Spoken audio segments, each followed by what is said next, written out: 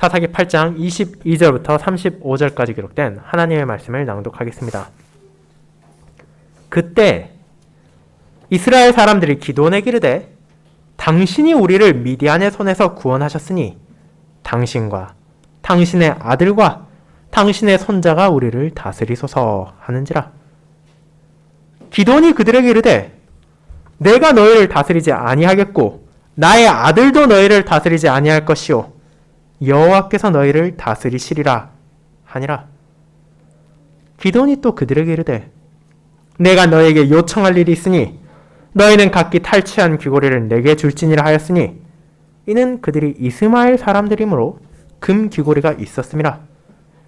무리가 대답하되 우리가 즐거이 드리리다 하고 겉옷을 펴고 각기 탈취한 귀고리를 그 가운데 던지니 기돈이 요청한 금귀고리의 무게가 금 1700세겔이요 그 외에 또 초승달 장식들과 폐물과 미디안 왕들이 입었던 자색 의복과 또 그 외에 그들의 낙타목에 둘렀던 사슬이 있었더라.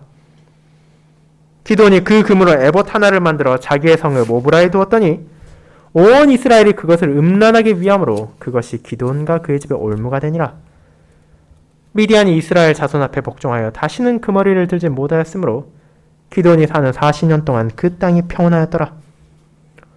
요아스의 아들 여룻바알이 돌아가서 자기 집에 거주하였는데 기돈이 아내가 많으므로 그의 몸에서 낳은 아들이 70명이었고 세겜에 있는 그의 첩도 아들을 낳았으므로 그 이름을 아비멜렉이라 하였더라. 요아스의 아들 기돈이 나이가 많아 죽음에 아비에셀 사람의 오브라에 있는 그의 아버지 요아스의 묘실에 장사되었더라. 기돈이 이미 죽음에 이스라엘 자손이 돌아서서 바알들을 따라 음행하였으며 또 바알 브릿을 자기들의 신으로 삼고 이스라엘 자손이 주위의 모든 원수들의 손에서 자기들을 건져내신 여호와 자기들의 하나님을 기억하지 아니하며 또 여룻바알이라 하는 기돈이 이스라엘에 베푼 모든 은혜를 따라 그의 집을 후대하지도 아니하였더라. 아멘. 말씀 묵상 후에는 시편 47편 3절 4절을 이어서 부르도록 하겠습니다.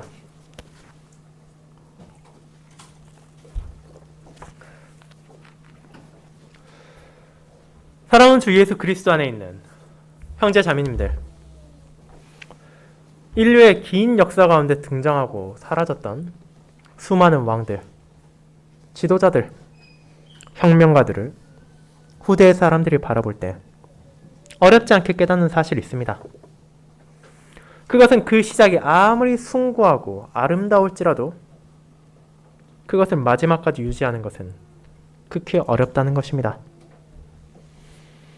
백성을 압제하고 괴롭히는 폭군을 물리치기 위해서 일어난 혁명가가 어느 순간 또 다른 폭군이 되어 있고 나라를 조금이라도 더 나은 방향으로 인도하기 위해 목숨까지도 아끼지 않던 사람이 타락하여 자신의 욕망에 따라 살아가는 모습을 보이기도 합니다. 안타깝게도 이와 같은 인간의 비참함을 찾아보는 것은 우리에게 있어서 그다지 어려운 일이 아닙니다. 작게는 한 가정에서도 부모의 학대를 받고 자라난 자녀가 결혼한 후 동일한 일을 반복하기도 하며 크게는 국가의 지도자들이 이와 같은 변질을 겪기도 합니다. 그와 같은 죄악된 모습을 우리는 성경에서도 종종 바라볼 수 있습니다. 연약하고 힘이 없을 때는 하나님을 의지하며 그분께 순종하던 자들이 여호와의 은혜로 승리를 거두고 주변의 칭송을 받으며 권력과 명예를 획득하고 난 후에는 자신들의 과거를 잊어버린 채 그저 육신의 욕망에 굴복하여 살아가고 형제와 자매를 바른 길로 인도하기는커녕 죄악된 길로 끌고 가기도 합니다. 우리는 이에 대한 가장 대표적인 예로 솔로몬을 떠올릴 수도 있습니다. 오늘날까지도 지혜로움의 대명사로 명성을 떨치고 있는 그는 아버지의 뒤를 이어 왕위에 오른 후 초창기에 굉장히 훌륭한 모습을 보였습니다. 그는 하나님 앞에 겸손했고 하나님의 뜻에 따라 백성을 다스렸습니다. 하지만 그의 말년의 모습은 음욕에 빠져 이스라엘을 음란하게 이끌고 그 나라의 우상 숭배를 도입했다는 것을 우리는 너무나 잘 알고 있습니다. 그리고 이와 같은 잘못은 그 한 명에 한정된 것이 아니라 구약시대와 신약시대 언약 백성들이 수많은 자신들의 지도자들이, 왕들이, 그리고 목사들이 이와 같은 모습을 보였음을 우리는 바라보게 됩니다. 오늘 우리가 살펴본 본문 역시도 그와 같은 비참한 모습을 숨기지 않고 보여줍니다. 미디안의 약탈과 끊임없는 공격으로 도탄에 빠진 이스라엘을 외면하지 않으신 여호와께서는 특출나지 않은 기드온을 자신의 사사로 세우셨습니다. 겁이 많고 불신실한 그를 큰 용사로 세우셨고 그에게 약속과 표징을 통해 승리를 확신하게 하셨을 뿐 아니라 마침내 그를 통해 미디안과 아말렉, 동방의 대군을 물리치사 이스라엘을 7년간의 고통의 세월에서 건져주셨습니다. 그렇다면 그들에게 주어진 이와 같은 은혜, 이와 같은 구원을 이스라엘 백성들과 기도는 어떻게 받아들였습니까? 이제 자신들을 낮추고 우상으로부터 돌이켜 하나님께로 돌아왔습니까? 진정한 이스라엘의 구원자이신 여호와를 인정하고 그분을 경배했습니까? 그리고 그 모든 것을 통해 누가 언약 백성들을 다스리시는 분이시며 온 천하를 통치하시는 분인지를 인식했습니까? 자, 우리는 그에 대한 답을 누가 이스라엘을 다스리시는가 라는 제목으로 오늘 살펴볼 것입니다. 저는 이를 두 부분으로 나누어서 오직 한 분, 여호와만이 이스라엘을 구원하셨고 다스리고 계시며 지금도 그 통치가 이어지고 있다는 것을 확인할 것이며 그분의 자리를 탐하고 왕이 된 것처럼 행세했던 기드온과 여호와를 저버리고 그런 기드온을 추앙했던 백성들의 말로가 무엇인지를 살펴볼 것입니다. 첫 번째, 이스라엘을 구원하시고 다스리시는 여호와. 두 번째, 여호와의 자리를 빼앗으려고 한 기드온의 말로. 이 두 소주제로 우리는 오늘 본문을 살펴보고자 합니다. 첫 번째, 이스라엘을 구원하시고 다스리시는 여호와에 대해 알아보겠습니다. 형제자매 여러분, 우리는 사사기 6장으로부터 이어지는 말씀들을 통해 언약 백성들이 왜 그런 비참을 마주했는지, 그리고 그들의 고통이 어땠는지, 그런 그들을 향해 펼쳐진 하나님의 자비의 손길이 어떤 것이었는지를 확인할 수 있었습니다. 이스라엘은 다름 아닌 그들 자신의 죄악으로 말미암아 미디안의 공격으로 극심한 궁핍과 공포에 떨고 있었습니다. 여호와께서는 사사인 기드온을 보내기 전 먼저 선지자를 보내심으로 그들의 죄악을 깨닫게 하시고 이제 자신의 종을 세우심으로 그들을 구원하셨습니다. 그분께서는 너무도 평범했던 기드온을 큰 용사로 세우시고 겨우 300명밖에 안 되는 군대를 통해 10만이 넘는 미디안의 대군을 물리치셨습니다. 하지만 그런 승리에 대한 확신을 가진 기드온과 영광과 명예를 눈앞에 둔 에브라임 지파는 지금 이 싸움을 누가 주관하셨는지를, 누구의 칼이 원수를 제압한 것인지를 외면하고 그들 자신의 영광을 얻고자 했습니다. 하나님의 영광을 빼앗아 자신의 것으로 하고자 하는 탐심이 그들 가운데 자리했고 이와 같은 죄악에 자신들을 내어준 그 사람들은 그것을 실천으로 옮겼습니다. 기드온은 300명의 군대를 향해 여호와를 위하라, 기드온을 위하라는 구령을 외치게 하므로 자기 자신을 왕의 자리에 두었고 에브라임은 스앱과 오렙을 죽인 후 자신들의 명예를 주장했습니다. 그 모든 상황이 여호와의 주권 가운데서만 이루어졌고 그분의 도움이 없었다라면 7년의 세월 동안 이미 그들이 경험한 것처럼 여전히 미디안의 군대를 앞두고 두려워하며 떨고 도망했을 자신들의 나약함을 외면한 채 어느덧 기세등등하게 영광과 권력을 갈구했던 것입니다.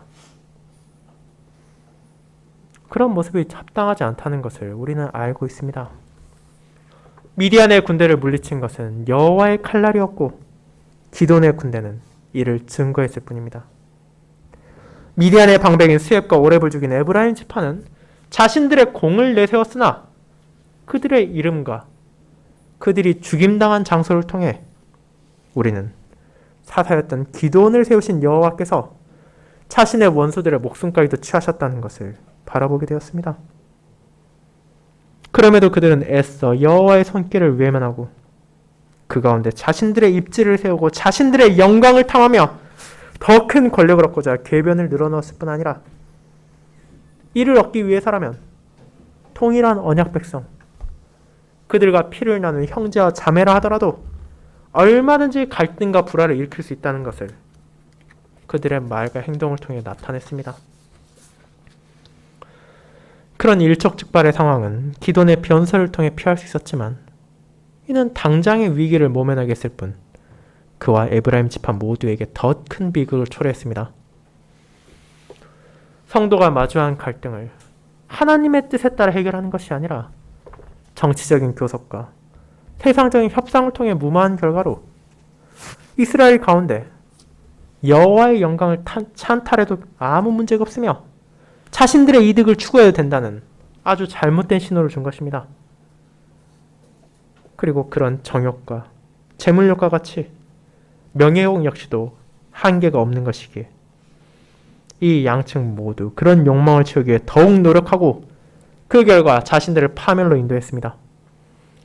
에브라임 지파는 사사 입다의 시대에 동일한 궤변을 늘어놓다 수만 명이 죽임당하게 되었고 기돈은 그의 언행을 배운 아들 아비멜렉 행동으로 일족이 진멸되었기 때문입니다. 이 모든 것을 통해 여호와의 영광을 빼앗으려는 악한 행동이 남는 비참한 결과가 무엇인지를 하나님께서는 우리에게 보이셨습니다. 이제 그와 같은 에브라임 지파와의 교섭이 끝난 후 기돈은 계속해서 미디안의 군대를 쫓았습니다. 그 과정에서 숫곳과 분우엘 사람들의 도움을 청했으나 그들은 여전히 미디안의 군대를 두려워하고 있었고 기돈과 300명을 돕기를 거부했습니다. 이에 분기한 기드온은 무엇을 말합니까? 그들을 저주하고 미디안을 물리친 후 적을 향해서 휘둘러야 할 칼을 너에게 휘두를 것이며 그들을 징벌할 것임을 선언했습니다. 그리고 에브라임 지파를 상대할 때와 마찬가지로 이 전쟁 가운데 나타나야 하고 세워져야 할 여호와의 뜻은 어느샌가 사라져버렸습니다. 그는 이스라엘을 건지기 위한 하나님의 손길과 약속을 통해 형제와 자매들을 설득하기는커녕 감히 나의 요청을 거부하는 것에 대해 분노했으며 무서운 저주를 퍼부었고 숫곳과 분우엘의 사람들 역시도 이 전쟁이 어떤 의미를 가진지를 생각하지 않은 채 그저 미디안에 여전히 많이 남아있는 군대를 두려워하며 이 전쟁에 참여하는 것을 거부했습니다. 이제 기돈이 남아있는 미디안 군대를 격파하고 그들의 왕인 세바와 사물란을 붙잡았을 때 어떤 일이 일어납니까? 그는 자신이 공언한 대로 숫곳의 장로들을 응징하고 분우엘 성읍의 사람들을 죽였습니다. 핍박받는 이스라엘을 구원하기 위해 세워진 사사가 오히려 그들을 죽이는 자가 된 것입니다. 그 결과 그는 이스라엘의 사사들 가운데 가장 먼저 동족을 향해 그 칼을 휘두른 자라는 불명예를 안게 되었습니다. 자신의 권위에 도전한 이들 가운데 상대적으로 강인한 에브라임 지파는 협상을 하고 상대적으로 약한 숫곳과 분우엘은 짓밟아버린 기드온은 미디안의 왕들인 세바와 사물란을 죽임을 통해 7년간의 이스라엘의 고통을 끝냈습니다. 하지만 그 과정에서도 기드온이 대체 어떤 존재로 행세했는지가 나타납니다. 그는 그 왕들의 목숨을 자기 자신이 아니라 그의 맏아들인 여델이 거두기를 원했습니다. 마치 왕이 자신의 아들에게 공적을 몰아줘서 후대의 기반을 탄탄하게 하는 것처럼 이스라엘을 공격했던 대적들을 여델이 죽이게 함으로써 서로 자신이 세상을 떠난다 하더라도 그의 가문이 흔들리지 않도록 조치를 취한 것입니다. 그런 모습이 사사로서 합당한 모습입니까? 그렇지 않다는 것을 미디안의 왕들조차도 알고 있었습니다. 그들은 이미 기드온에 의해 처형장에 끌려왔을 때 기드온을 향해 그가 왕자들의 모습과 같다고 말했습니다. 그리고 이미 죽임당한 그의 형제들이 왕자와 같다고도 말하므로 지금 그들 눈앞에 있는 기드온이 어떤 사람으로서 행세를 하고 있는지를 말한 것입니다. 기드온은 왕족처럼 행세하고 있었습니다. 그리고 그것이 이방인들 눈앞에도 가려지지 않을 정도였습니다. 하지만 아직 나이가 어린 그의 맏아들은 누군가의 생명을 빼앗는 것을 감당하지 못했고 그 모습을 바라보던 미디안의 왕들은 기드온을 향해서 내가 우리의 목숨을 취하라고 요청함으로 그들의 삶을 마쳤습니다. 그렇게 미디안의 군대를 물리치고 적군의 왕들을 죽인 기드온은 가나안의 왕을 상징하는 장식인 초승달 장식을 떼어 스스로 가졌습니다. 이 모든 광경을 이스라엘 사람들이 보았습니다. 이제 그들은 그런 기드온의 언행을 기반으로 해서 이 사람이 도대체 어떤 생각을 하고 있는지, 무엇을 원하는지를 나름대로 유추하고 그를 어떻게 대하는 것이 자신들에게 가장 유익할 것인지를 판단했습니다. 그리고 오늘 본문을 시작하는 22절은 여호와의 은혜로 건짐을 받은 언약 백성들이 어떻게 그 모든 구원을 정의했는지를 보여줍니다. 기드온이 마침내 원수를 무찌르고 미디안의 왕들을 죽인 그때 이스라엘 대표자들은 기드온에게 나와서 다음과 같이 요청합니다. 당신이 우리를 미디안의 손에서 구원하셨으니 당신과 당신의 아들과 당신의 손자가 우리를 다스리소서. 지금 그들은 직접적으로 왕을 거론하진 않았지만 실제 그들의 제안이 가리키는 것은 그 무엇도 아닌 왕가를 세우라는 부추김 외에는 다른 것으로 해석될 여지가 없습니다.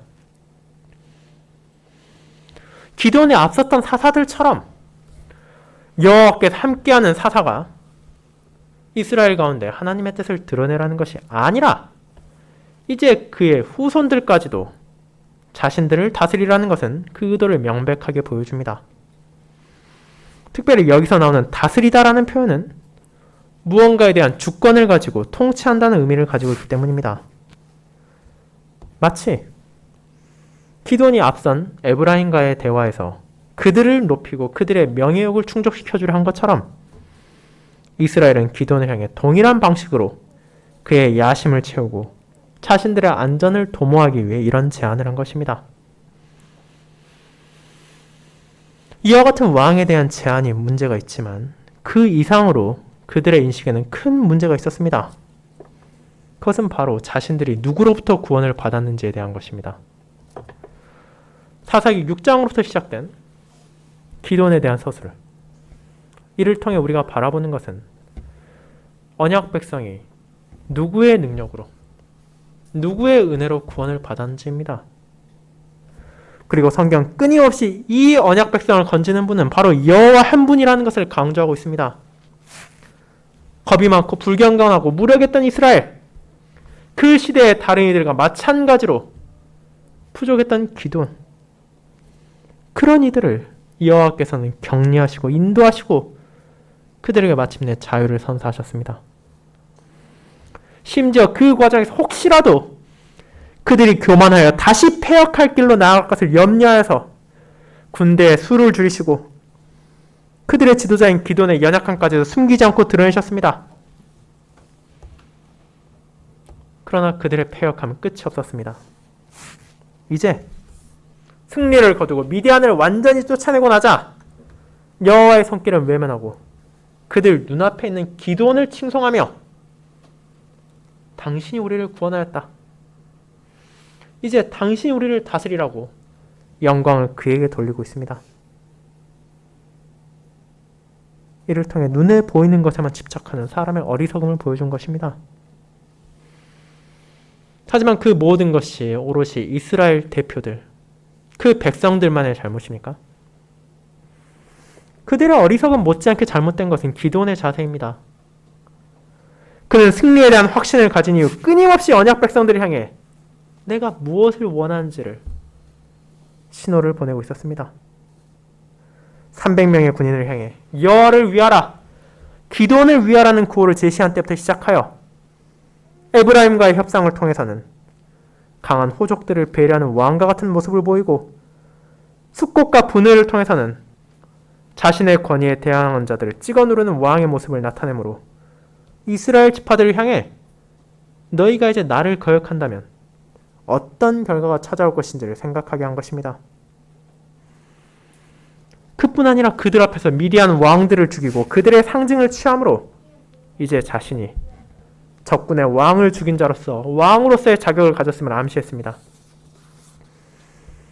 이미 미디안과의 전쟁은 끝났고 가장 큰 승리를 거둔 기드온을 향해 에브라임 지파처럼 강한 모습을 취할 수 없다면 남은 자들은 이제 굴복하여 숙곡과 분회의 비극이 자신들에게 찾아오지 않도록 굽힐 수밖에 없었습니다.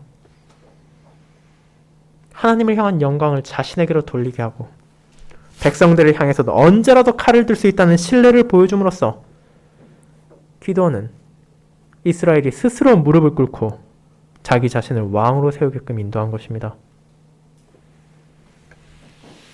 그렇게 이 이스라엘 대표들은 기드온이 이런 제안을 받았을 때 당연히 받아들일 것이라 기대했을 것입니다. 왜냐하면 그런 신호를 끊임없이 보낸 것은 기드온 자신이기 때문입니다. 하지만 정작 그들이 들은 대답은 원론적이지만 분명한 진리를 기반으로 한 거절이었습니다. 기드온은 다음과 같이 말합니다. 내가 너희를 다스리지 아니하겠고 나의 아들도 너희를 다스리지 아니할 것이요 여호와께서 너희를 다스리시리라. 이 말은 사사들이 다스리던 시기 이스라엘 백성들이 가지고 있던 잘못된 생각과 정반대되는 것입니다. 사사기에 걸쳐 계속적으로 반복되어 강조되며 심지어 그 시대를 요약하는 사사기의 마지막 구절에 나타내는 언약 백성들의 왕에 대한 생각은 무엇입니까? 사사기 21장 25절은 다음과 같습니다. 그때 이스라엘에 왕이 없으므로 사람이 각기 자기의 소견에 옳은 대로 행하였더라. 이를 다르게 말하자면 그들 위에 왕이 없으니 사람들이 자기 하고 싶은 대로 살았다는 것입니다. 하지만 사사로 부름받은 기드온이 한 말은 친정 그들이 잊어서는 안 되는 진리입니다. 여호와께서 그들을 다스리십니다. 그분만이 이스라엘의 진정한 주권자이십니다. 지금 기드온에게 거부당한 백성들은 그 이후에도 왕을 구하고 찾고 또 갈구합니다. 마치 자기들 눈앞에 번듯한 왕궁이 세워지고 그 옥자에 왕이 앉아있고 그 왕이 군대를 이끌어야만 평안이 찾아올 것처럼 생각하고 있었습니다.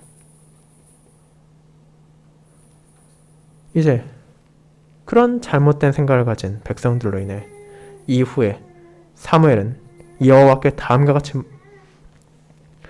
여호와께 간구하고 하나님께서는 다음과 같이 그들의 자세를 말하십니다.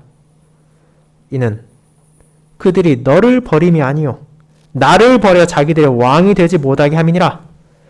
내가 그들을 애굽에서 인도하여 낸 날부터 오늘까지 그들이 모든 행사로 나를 버리고 다른 신들을 섬긴같이 내게도 그리한도다. 사무엘상 8장 7절 8절입니다.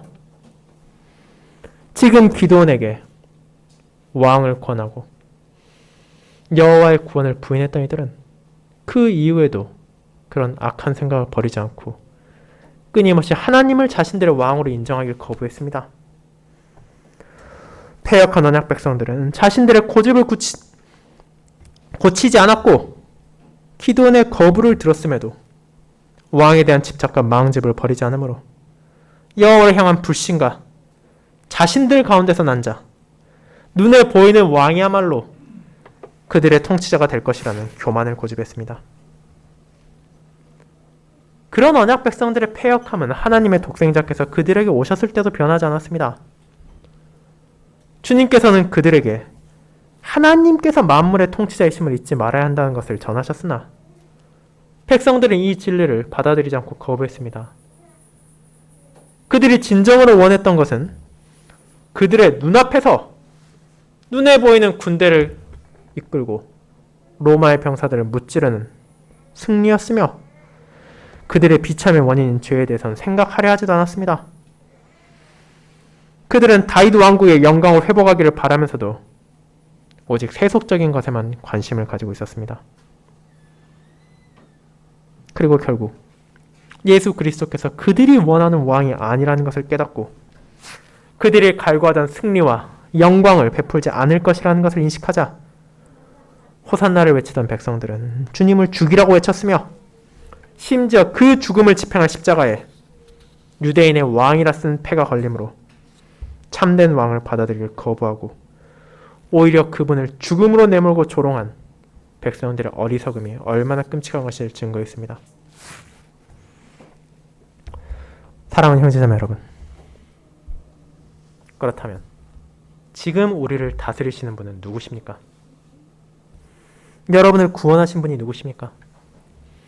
온 세상의 피조물을 다스리시는 분은 누구십니까? 비록 우리에게도 더 이상 왕은 존재하지 않습니다. 과거의 다윗과 같은 언약 백성들의 눈에 보이는 왕은 우리에게 존재하지 않습니다. 그러나 기드온의 고백과 같이 이는 과거에도 지금도 그리고 앞으로도 여호와 한 분만이 우리의 왕이시며 우리를 다스리시며 만물의 진정한 주권자이십니다. 하늘과 땅을 창조하신 전능하신 하나님께서 그분의 섭리로 만물을 다스리시고 그 모든 것을 다름 아닌 우리의 선을 위해 움직이십니다. 그분의 경륜 가운데 보내진 독생자의 공로로 우리는 죄와 마귀의 족쇄에서 해방되었고 그분께서 베푸신 구속의 은혜로 말미암아 참된 자유를 누리게 되었습니다. 그리고 언젠가는 쇠하고 물러날 수밖에 없는 인간의 왕과 달리 영원하신 하나님께서는 변하지 않는 통치를 영원 전부터 영원까지 이어가실 것입니다. 그렇게 그분의 다스림을 믿는 신자는 어떤 상황에서도 흔들리지 않는 소망을 가질 수 있습니다. 아무리 현실이 가혹하고 마귀와 세상의 공격이 강렬하다 하더라도 그리고 우리가 경험하는 비참이 너무나 슬프다 하더라도 기돈을 세우사 미디안의 손에서 이스라엘을 건지신 주권자께서 독생자를 통해 죄와 마귀에서 우리를 건져주셨을 뿐 아니라 이제 그분의 약속 안에서 우리의 모든 비참과 슬픔까지도 영원히 사라질 기쁨의 날을 약속해 주셨기 때문입니다. 이 확신과 신뢰를 하나님을 자신의 왕으로 온 세상의 통치자로 고백하는 성도는 가지고 있기에 이 땅에서 어려움을 만난다 하더라도 유혹에 굴하지 않고 하나님께만 영광을 돌리고 그분께서 베푸시는 구원을 누리며 그분이 주실 영광을 바라봄으로 위로와 힘을 받을 수 있습니다. 이제 두 번째, 여호와의 자리를 빼앗으려 한 기드온의 말로를 살펴보도록 하겠습니다. 성도 여러분, 그와 같은 여호와의 다스리심에 대한 기드온의 고백은 너무나 아름답고 놀랍습니다. 하지만 안타깝게도 그의 행동은 그가 한 말과 전혀 일치하지 않았습니다. 무엇보다도 우리는 사사로서 마땅히 언약 백성들의 잘못된 생각을 교정해야 할 그가 의도적으로 거짓된 생각을 무시하고 있다는 것을 바라보게 됩니다. 그가 무시한 부분은 바로 자신이 아니라 여호와께서 그들을 구원하셨다는 진리입니다. 기도는 입으로 여호와의 주권을 인정하는 것처럼 말하면서도 교묘하게 내가 이스라엘을 구원했다는 것은 그대로 인정했습니다. 그가 마땅히 해야 할 말은 너희를 다스리시는 여호와께서 너희에게 구원을 베푸셨다라는 것이 되어야 할 것이지만 그는 자신의 명예를 높이고 자신의 욕구와 권력을 채우기 위해 그의 공로로 미디안을 물리쳤다는 백성들의 잘못된 생각을 암묵적으로 인정합니다. 그리고 이제 역으로 그들에게 제안을 합니다. 자, 내가 왕이 되진 않을 것이다. 그런데 미디안에게서 거둔 금 귀고리들을 내게 주지 않겠냐고 말입니다. 당시 이스마엘 자손인 미디안인들은 금귀고리를 하는 풍습이 있었고 그 수많은 군대를 생각한다면 그 귀고리의 양은 결코 적지 않을 것입니다. 그리고 지금 이를 요구한 기도의 행동은 단순히 재물의 욕심이 나서가 아닙니다. 이 요구를 통해 자신과 이스라엘 백성과의 관계를 정립하고자 한 것입니다. 비록 내가 왕의 자리에 오르지 않지만 왕과 같이 너희를 다스릴 것이란 속내를 드러내는 것이며, 이스라엘은 놀랍게도 그 요구를 즐거이 따름을 통해 비록 공식적인 등극은 없을지라도 왕과 같은 존재를 가졌다는 것에 만족하게 되었습니다. 이는 기드온과 이스라엘 양측 모두를 만족시키는 것이었지만, 동시에 기드온과 언약 백성이 그들을 구원하신 여호와, 연약한 이스라엘을 택하시고 그들의 주인이 되신 하나님에게서 등을 돌렸다는 것을 보여줍니다. 이처럼 여호와의 자리를 빼앗겠다는 기드온의 생각은 계속해서 드러납니다.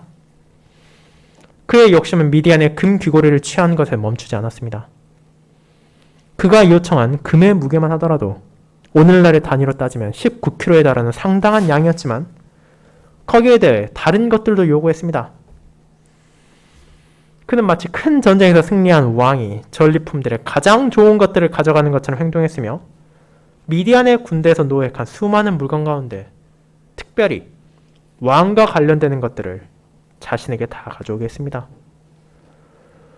왕들이 자신의 낙타의 목에 걸어 신분을 증명하는 데 사용했던 초승달 장식, 왕들이 입었던 자색 의복, 왕의 낙타들의 목에 두른 사슬들을 취했습니다. 즉, 이스라엘 백성들 앞에서 기드온은 공식적으로 왕의 직분에 오르지 않았을 뿐 실질적으로는 왕의 권력을 행사하고 왕으로서의 요청을 한 것입니다. 이제 그 모든 것을 받은 기드온은 자신의 권력과 명예를 공고히 했기에 이제 만족하고 남은 생을 감사하며 사사로서 받은 소명에 따라 신실히 이스라엘을 인도합니까? 우리는 앞서 살펴본 것처럼 다른 욕심들과 마찬가지로 명예욕 역시 끝이 없다는 것을 알고 있습니다. 그리고 실질적 왕의 자리에 앉은 기드온은 거기에서 만족하지 않고 더 큰 악으로 이제 나아갑니다. 스스로 하나님의 자리인 언약 백성의 왕의 자리를 찬탈한 것으로 멈추지 않고 이제 자신이 요청해서 받은 금귀고리 1700세겔로 에봇을 만들어 자신의 성읍에 둠으로써 이스라엘 백성들이 그곳으로 나와 그것을 숭배하게 만들었습니다. 그것은 기드온과 그의 집의 올무가 되었을 뿐 아니라 온 이스라엘을 음란으로 이끌었다고 우리는 바라보게 됩니다. 그렇다면 그가 만든 에봇은 도대체 무엇입니까?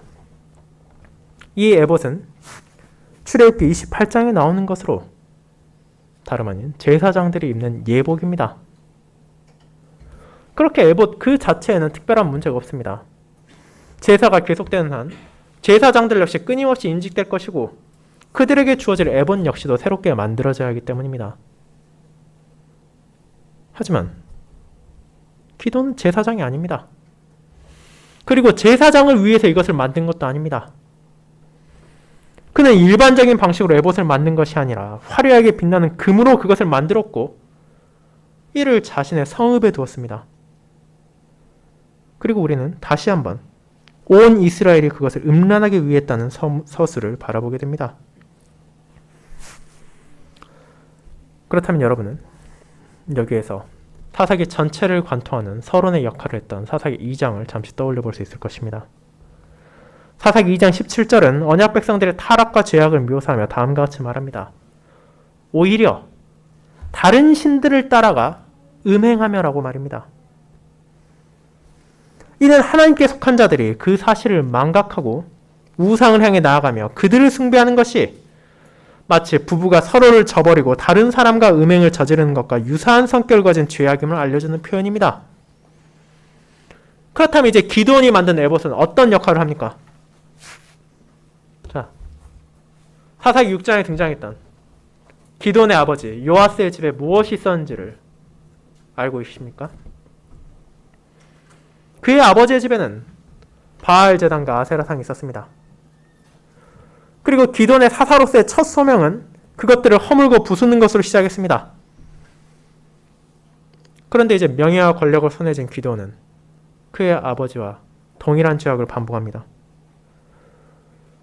제사장의 예복인 에봇을 우상처럼 만들어 온 이스라엘이 그곳으로 와서 경배를 하게 만들고 그것을 숭배하게 만듦으로써 자신의 권위를 더 높이고 자신의 성읍을 더 명예롭게 만들기를 원했습니다.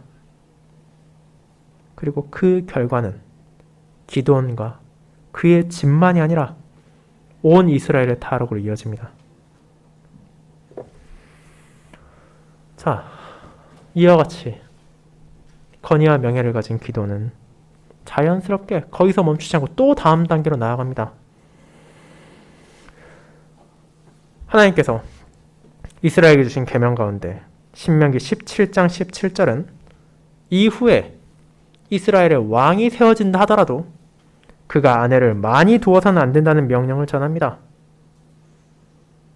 그런데 이제 왕과 같이 행세하는 기드온은 이 명령까지도 무시하고 수많은 아내를 두고 70명에 달하는 자식을 두었을 뿐 아니라 세겜에 있는 여인, 아마도 가나안 족속으로 추정되는 여자를 첩으로 두기까지 했으며 그 사이에서도 아들을 가졌습니다. 이를 통해 가나안과의 통혼을 금지하는 율법까지도 그는 어겼습니다. 그리고 대담하게도 자신의 아들의 이름을 아비멜렉, 즉 내 아버지는 왕이시다라고 붙임으로 자기 자신을 도대체 어떻게 생각하고 있는지를 적나라하게 드러냅니다. 연약하고 겉만터니가 여호와의 은혜로 말미암아 모두에게 인정받는 큰 용사가 되었을 때 그는 자신의 과거를 잃고 민족의 죄악을 망각하고 승리와 영광을 자신에게 돌리고 과거보다 더욱 타락하게 되었습니다. 그리고 그 결말은 끔찍한 비극이었습니다.